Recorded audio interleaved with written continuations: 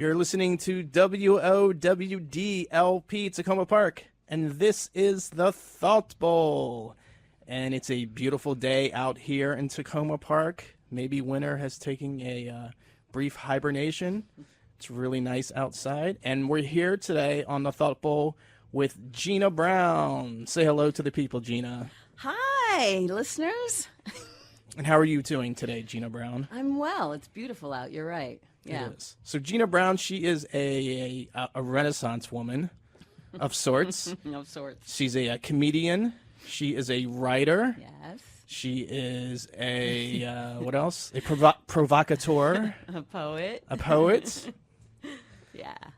So I see Heather. She's slowly making her way into the studio right now. So tell us your origin story. Superheroes have like a backstory and an origin story. So tell us, you're not originally from this area, are you? I am not originally from this area, no. And where are you from? I grew up in Rochester. I was born in New Jersey. Oh, New Jersey. Oh, yeah. Okay. What part of Jersey? What exit? Right. I think it's 8 or 9, New Brunswick. New Brunswick. Oh, okay. Yeah. That's a pretty popular Yeah. part of New Jersey, right? Yeah. Is that Bruce Springsteen territory? I suppose. Or Bon Jovi territory? I'm one of both, Both? probably, Oh, okay. right? I don't really know. And how old were you when you moved from New Jersey? 6. Okay. Yeah. So you remember probably some small things about New Jersey. Yeah, we had a beach house. My grandmother had a beach house at Bradley Beach, so actually we went every summer. Oh, yeah. that So sounds we pretty kind of got nice. to know it a little bit. Yeah, Uh-huh. yeah. But I got used to cold winters in Rochester. That's just became my norm. Oh, and how is it like? Is Rochester like Buffalo? Winter wise? Yeah, it is, but the differences end there. The cities are quite different. So Rochesterian doesn't ever want you to say that they're from Buffalo. Oh, They're very okay. different. But the weathers are harsh. I mean, the winters are harsh, I should say. It's nice in the summer, but summers just are short. Like we snowed on Mother's Day before. Really? Yeah. Wow. Yeah. And what is Rochester like? Is it? People from Rochester are friendly, which was an adjustment when I came down to D.C. We speak, or we're at least pleasant. We're not always sizing people up. We're just, it's a smaller city, so definitely with suburbs and whatnot. It's the 3rd largest city in New York State, so it's New York, Buffalo, Rochester, but it drops significantly in size after New York. So Buffalo and then Rochester are probably closer in size. But yeah, so it's friendly, and I think from that perspective, it was a nice place to grow up. And people say that, nice place to raise a family. But then, depending on. Is it boring though? Well, so, the friends that I have that still live there don't think so, or they're just accustomed to the cost of living. They find other reasons for staying, family and whatnot. For me, yeah, it's not cosmopolitan enough for me. It's getting more diverse, but it's just not diverse enough for me. So yeah, for me, and it's also simply just too cold. But yeah, it is a bit boring. Yeah. Oh, okay. Are there like music venues and bars and all that, or is it few and far between each of those? No. Actually, we have a lot of universities. So the University of Rochester is there, very well-known school, and RIT, Rochester Institute of Technology, and lots of other smaller colleges, Nazareth. So we have the Rochester Philharmonic. I mean, I took piano and cello, so I played cello in a district festival. So there are definitely other things, music is a big thing, actually, in Rochester. We have a jazz festival every year. It's a small city, but it's an active city. Oh, okay. Yeah. Is there a Rochester accent? Yes. Oh my gosh. What is it? Well, and I don't have it. I don't have it because my parents are from Jersey, and I'm in New York, downstate. So I have some other combination thing, I think. But it's nasal, so people will say I'm from Rochester. Oh, okay. Rochester, yeah. That's interesting. And you tell us about your parents? Yeah. So, we can get into some things a little bit later, but I was adopted. So I was in New Jersey, and I lived in a foster home until I was 4.5. And then my parents once my father finished graduate school, we moved to Rochester because he got an offer. And so my father, who died in 2017, was an organic chemist, and so that sort of took us to Rochester. So we Kodak was the reason we went up there. That was a big deal back then, not so much now. And back when we had to develop film, right, the rolls of film, and you couldn't say Fuji in our house. Like that was a big deal, right? The enemy, right? But in Rochester, back then it was you either worked for Kodak or Xerox. Oh, okay.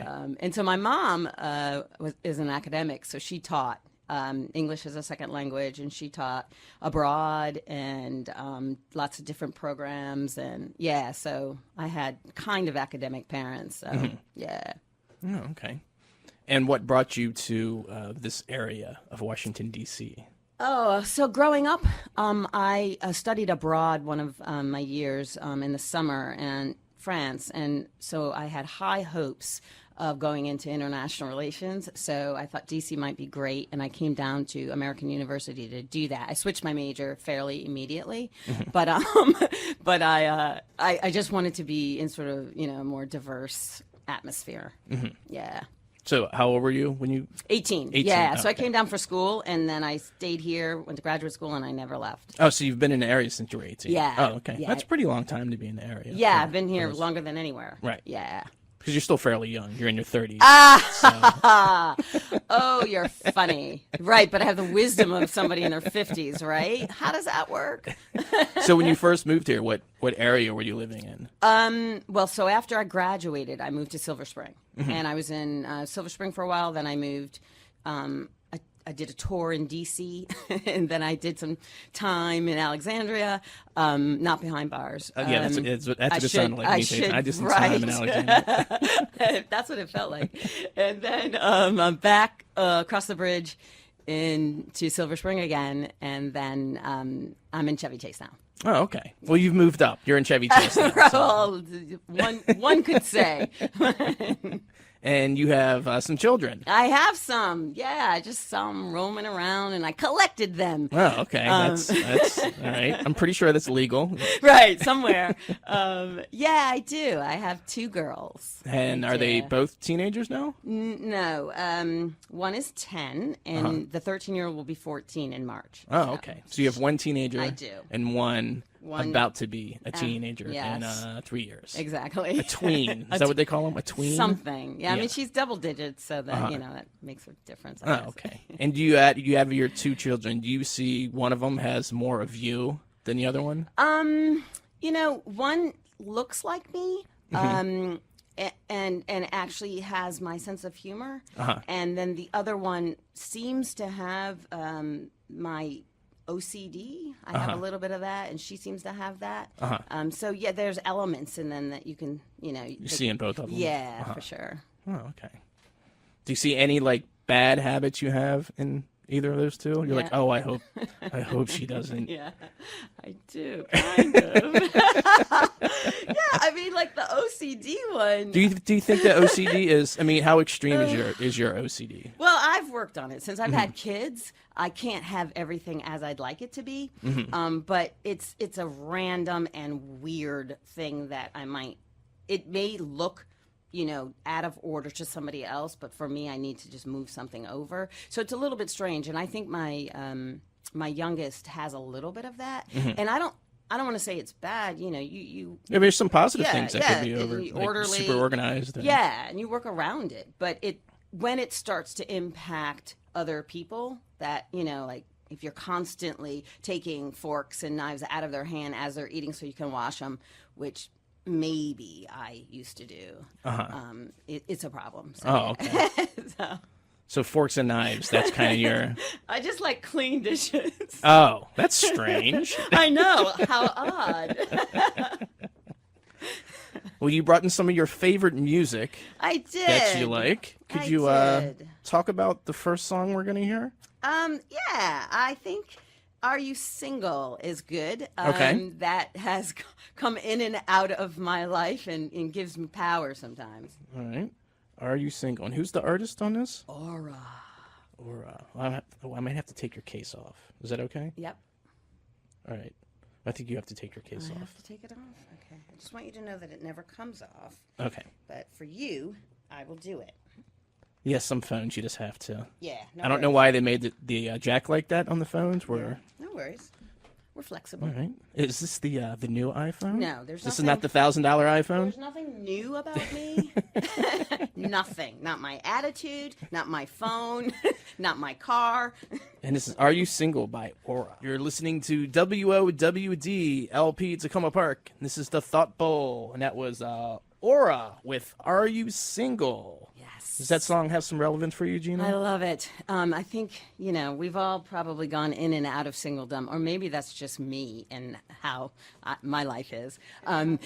It's not just me, right? We have periods of singleness. So, I have a piece that I talk about when I'm performing, and I say, have you ever been so single that when people accidentally bump into you, you thank them for the physical contact?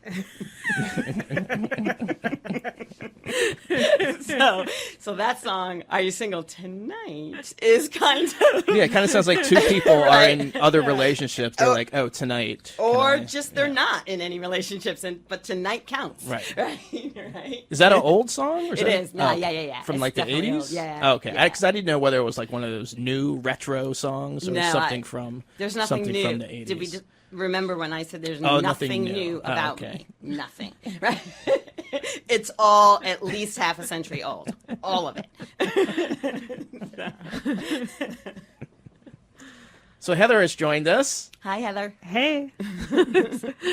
Yeah, I had to try out my new Fitbit, I guess. I didn't intend to miss the bus, but hey, I racked up some steps. All right. My father-in-law gave me a Fitbit for Christmas. Oh, my gosh. He gave one to my husband, too, but no comment on whether he's using it. I mean, does it come with a note? Like, is that a good gift? Is that... His comment, which he didn't write in the card, but apparently before he sent it, when he mailed it, he called up his son, my husband, and said, said, I sent your Christmas present, and all I can say is use it. Aww. I won't comment on whether his is still even in the house. Right. Does it encourage you to do anything? Because I sort of joke about the fact that there's nothing fit about a Fitbit. Like, I just think it's just this thing that sits on your hand. Do you feel like you will walk more or do more because you're wearing it? Well, this is, I think, maybe the fourth or maybe the fifth day. So I'm in early days. The first 2 days, I took 2 walks around the block each day. Okay. And I didn't get up to the goal of, I don't know how they set the goal of 10,000 steps. I think they probably lowered my goal. That might be the average goal. And now Right. they're like, I get encouraging things while I'm working, typing during the day. It'll say, are you ready for 200 steps? Right. You can do it. Oh, so it's like a trainer in a way. Kind of. It'll buzz, like, I think every hour. I thought it was like it recognized when you were sitting for a long time, but I think it's actually just because sometimes I'll be already walking and then it'll say, are you ready? It's like, hey. Hey. I'm moving Already around. Can you manually say, hey, I know I did 1,000 steps? You probably can. There's a lot of things you can do with this that I am never going to do. Right. Okay. Well, we'll check back. But the steps are fun, and I've found it's kind of fun. You can push a button and see what your heart rate is, and so if you're walking up a hill, you can look and be like, oh, it's gotten up to this, and then when you lay down, you can see, oh, it's going back down. So okay, that's good. The heart. It's always nice to get that reassurance that your heart is working properly. Cool. Yeah, but happy to be here. Happy to have you here. Thank you. I was listening in to the first, before the first musical break after I got here, and I heard you're from my home state too. Yes. Yes, both of you have some more than a few things in common. Oh, nice. Okay. So I was born in Jersey. Is it Jersey or is it New York? Well, actually, I was born in D.C. but moved to New Jersey when I was 4. And you kind of did you I were did born some in Jersey other and random moved thing. out of there. Yeah. Then I was there till I was 18. Okay. And then moved, or till I was 20, something like that, and moved to Oregon. And you moved down here. I moved down when here you were for 18? school. Yeah. What school? American for undergrad, and then I stayed in. Went to GW for grad. Oh wow! Yeah. Awesome. Yeah. Okay. So I've been down here for a little while. Yeah, and did you study comedy in Oh school? gosh, no. So, yeah, I know that's so interesting. Because my parents were mostly sort of academic in nature, I guess. I went a traditional route, but I was never a particularly traditional person, but I sort of went that route because that's, what we were sort of designed to do. But I've always written a little bit on the side. I've always had some different kinds of writing. In fact, I used to write almost like a response. WTOP had they would put some articles out on what somebody serious would write about homework, right? They like a psychologist or an educator would say, how children should perform in their homework, how much time they should spend and whatnot. And I would write the other side, like homework is a nuisance. Parents have to do it. It has nothing to do with it. I don't want to do fourth grade math anymore. I would do that. So I've always, throughout the years, always had some version of writing going on. It typically took a humorous bent, but my undergrad was, I was going to go to law school, and then I co-opted at a law firm my senior year, and I didn't like it. And so then I went back to grad school, and I got an MBA in economics, and I didn't want to graph the Social Security system, so that I didn't really do either. So I fell into marketing. It's all material, right? It's all material. My entire life is material. Yeah, I think what it was, I actually have a poem called "The Box," and it's truly that. And I mean, many people deal with it, right? But there are a few people who know exactly what they want to do, and they go do it. And I was just trying to try out so many things because I just couldn't find my box. And I don't have a box. As it turns out, you can't put me in a box. But I think at the time, I was looking for a box because people want to be included in something, in some sort of group, and I never was, but I was always looking for it. So that's why I tried so many different things. And do you have that poem on you? I do actually have that poem on me. All right. Well, you go into your magic Mary Poppins bag and pull out from your fourth grade. Right. You're funny. I wasn't thinking about that. Oh, so. I know. I love notebooks, and I see you have one where it's she you can open it and find everything. She has paper clips and different colored pencils, notes. I think. Yeah. I do. Yeah, the pencils are because I have commitment issues, so I don't write in pen because I can't commit. So you have the pencil that has the lead that you press the button and it the comes. erasers. Oh wow! Yeah, I always have erasers because in case I change my mind. Did you want me to do my box? Yeah. Okay. You kept me in the box because that was comfortable for you. I stayed in the box because making you comfortable was comfortable for me, until it wasn't. I untied my wings and realized I could fly. I unlocked my voice and realized I could sing. I unbroke my heart and realized I could love. I unheard your no's and I heard my yeses. I uncurled my fingers and I started to write. I unfelt your judgment and I was 200 pounds lighter. I unclogged my lungs and I breathed again. I unburied my soul and I could no longer fit in the box. Very nice. I like that a lot. Yeah, that was after a particularly disturbing relationship. I wrote that, but yeah, I had actually somebody asked me to perform at an event and told me that the topic was going to be sort of thinking outside of the box, being different or whatever, and so I drew on my own personal experience and wrote that. Have you performed that live? Yes. Oh, yeah. I definitely have. And you've performed at Nick and our improv group. You I performed have. at Busboys and Poets, right? Yeah, I performed there. I performed where Nick is. I performed. There's a Red Emma's in Baltimore, another poetry store. A bookstore, sorry. Poetry store. Poetry store. You just go in there and you just buy poems. That's all they have. Lots of poems. Yeah, someone can get up and read one, and then there's an auction. Yeah, there's an auction. Oh, okay. Yeah, that's a great idea, actually. Just a poetry. Maybe I should open a poetry store. Yeah. And how do you balance the poetry and stand-up, or are they do they kind of meet and converge? At times. It depends because I originally when I did comedy, they would call me the spoken word comic. I think some of my heavier thoughts I was trying to bring humor to, which is often what happens. And then if it turns out that it's more of a funny piece, then it ends up being part of stand-up. But if it's heavier, then it may be a poem, but also I'm writing a memoir, and also I've submitted essays. And so sometimes it's just, it's a piece that you really, it's not funny. You know, it's just the way it is. It's just life, right? So that goes into another bucket. Yeah. Oh, okay. Yeah. Yeah, I mean, there's quite a few. I don't know if you know who Henry Rollins is.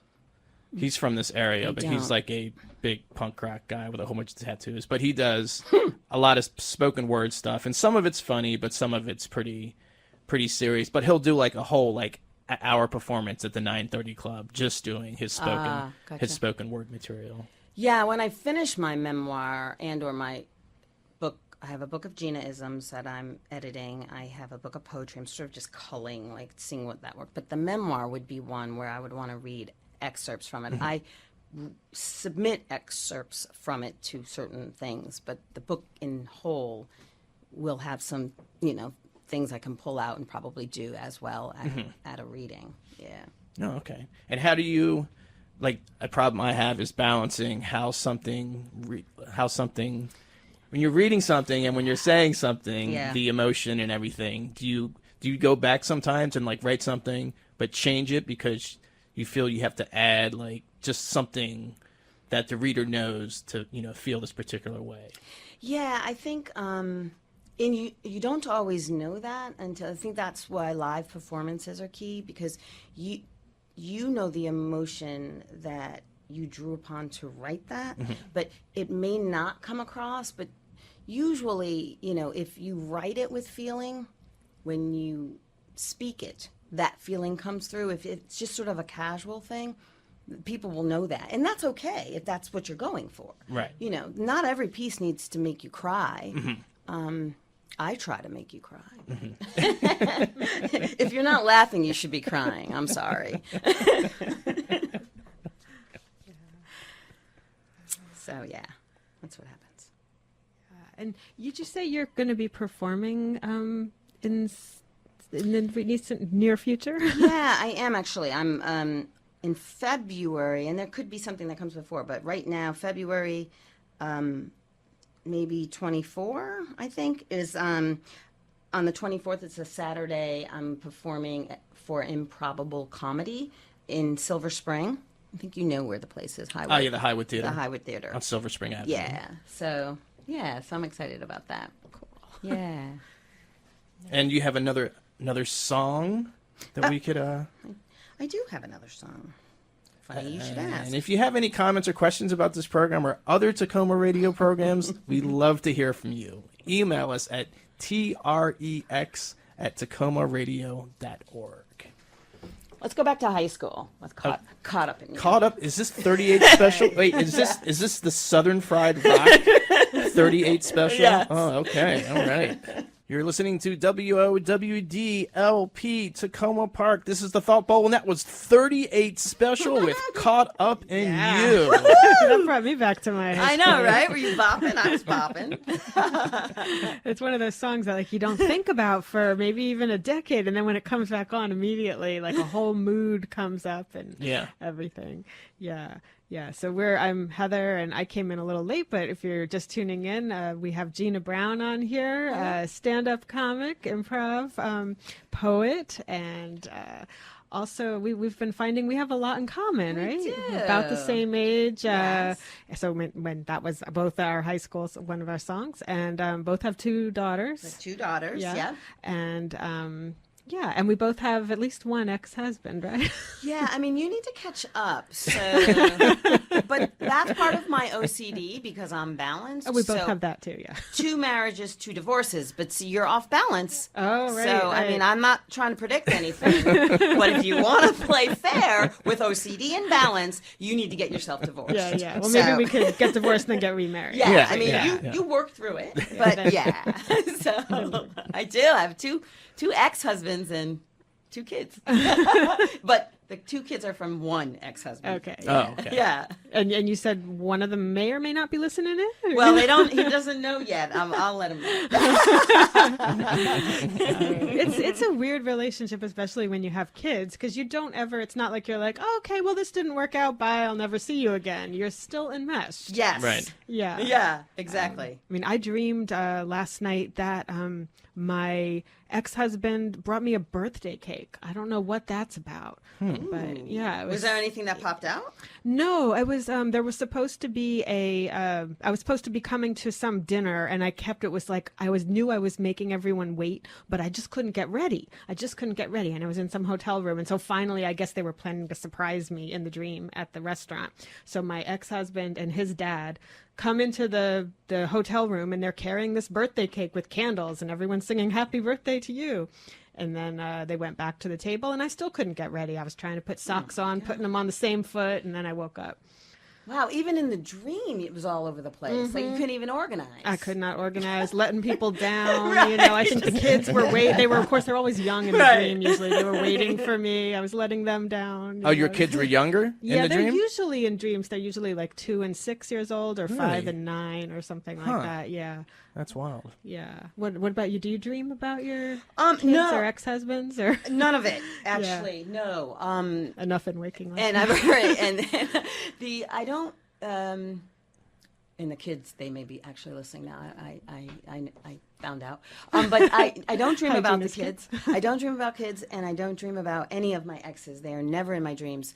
I have a recurring dream that somebody's always stealing my purse. Oh, okay. And if any friends of mine, they know, they ask almost in jest now. So if we're out and about, like if we're at a restaurant and there's no place for me to put my purse, they always offer, and they offer it, and they watch for the response, because they know my purse isn't being separated from me. Years ago when I was in college, you know how you used to put your purse down at the club and dance around it? I did that, and I must have done a turn, because I'm a good dancer, duh. Like, so you turn. And then I didn't have my eyes on my purse for a second, and it was gone. Oh, my gosh. And so I went up to the DJ booth, and I was like, hey, I don't care about the money. I don't even care about the purse. Please give me back my ID. I have to get back on campus. And I said, you could just make the announcement and tell that person, like, that I don't care. And he did. And so then it was returned. The money was gone. And so, of course, I was like, who brought it up? And he's like, I don't know. I said, but you took it from him. Yeah, I don't know. I don't. Okay. But you got your I got my back. ID back. So I have this paranoia that somebody is stealing my purse, but it's bigger than that. And I know that. It is that somebody is trying to take control over me, and I'm a control freak. So that's a problem. Your ID. My ID, Yeah. right? So, but now I think when my dream is about, I wake up and, where's my purse? And it is, broader. I know it is, because I feel like I'm losing control and that somebody's got me. Yeah. Have you ever lost your purse? No. Well- Oh. Just that it was stolen that one time when I did Yeah. a really funky turn on the dance floor. Uh-huh. Yeah. Oh, okay. So Right? that was the only time you've Yeah. ever... Oh, okay. That's it. No, I'm because of the OCD. Right. Yeah. That's always like checking. Is it here? Is it Yeah. here? Yeah. Yeah. That was interesting. I didn't.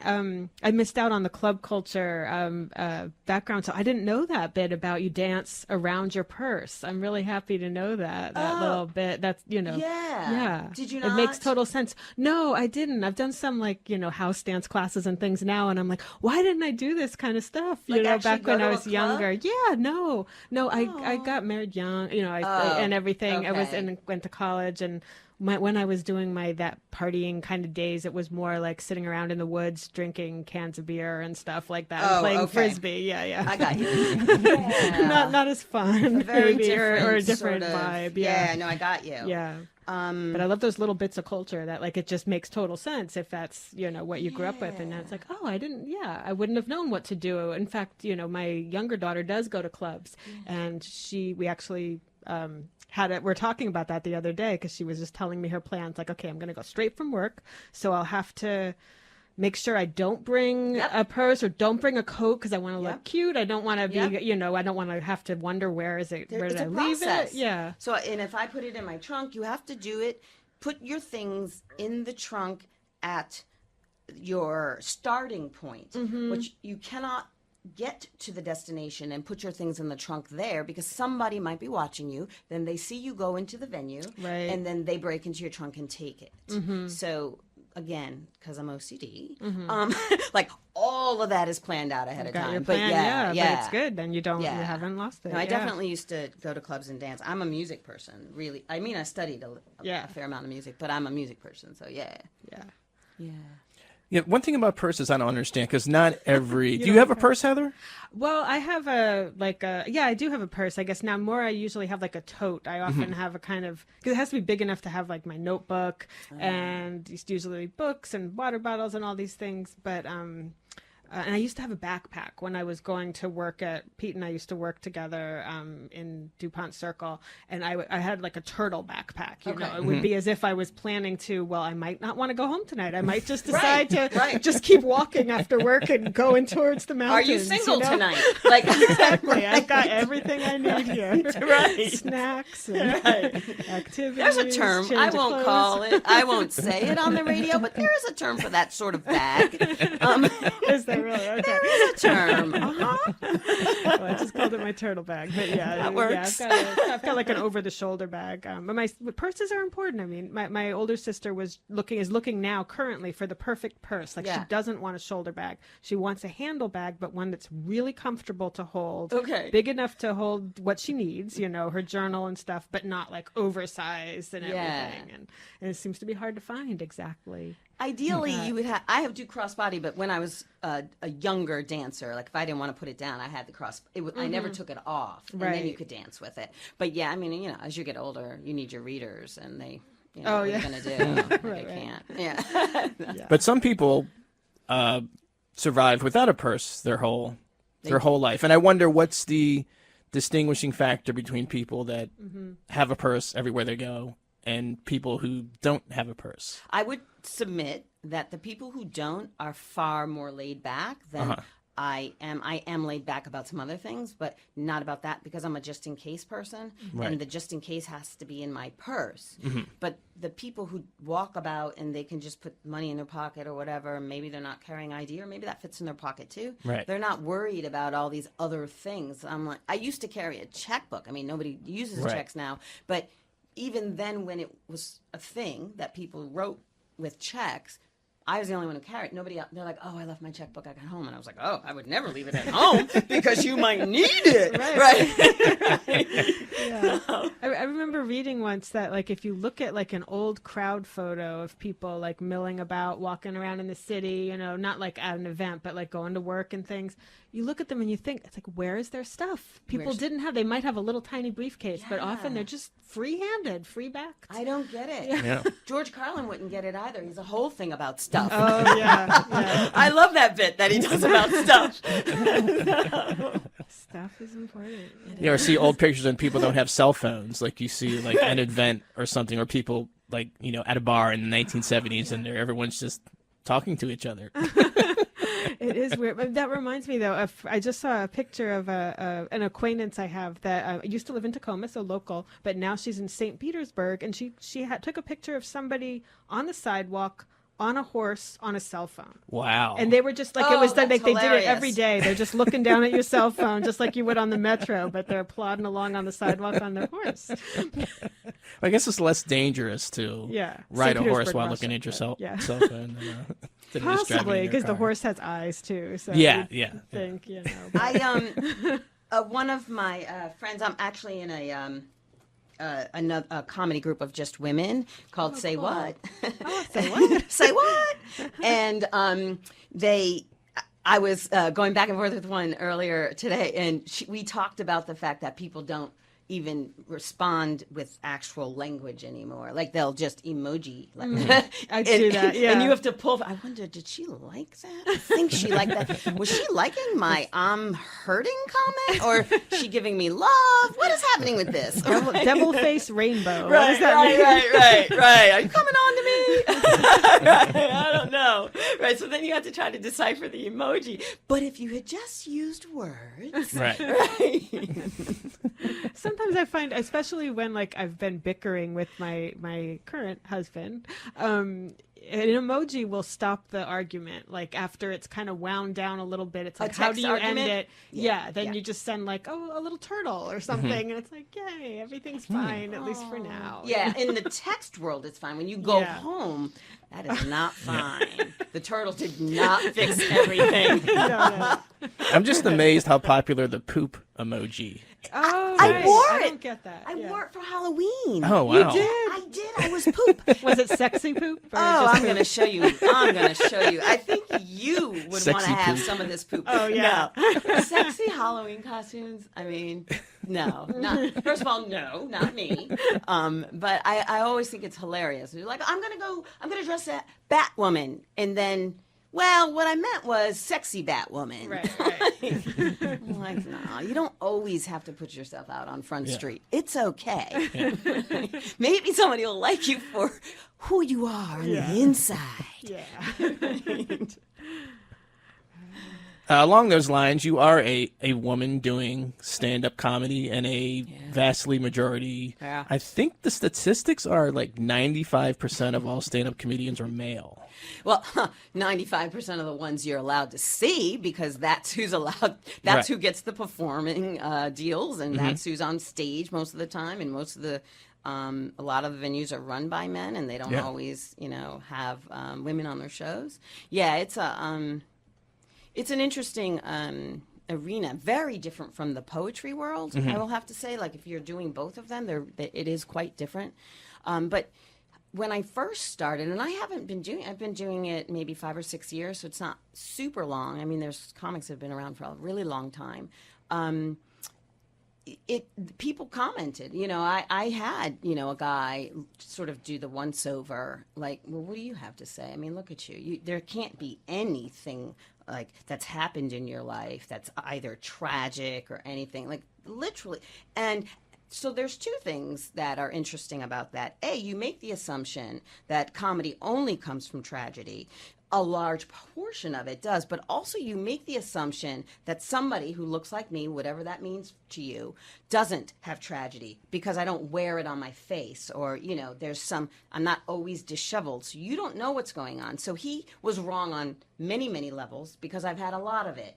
And I do make light of it sometimes in comedy, but also comedy is just observational for me.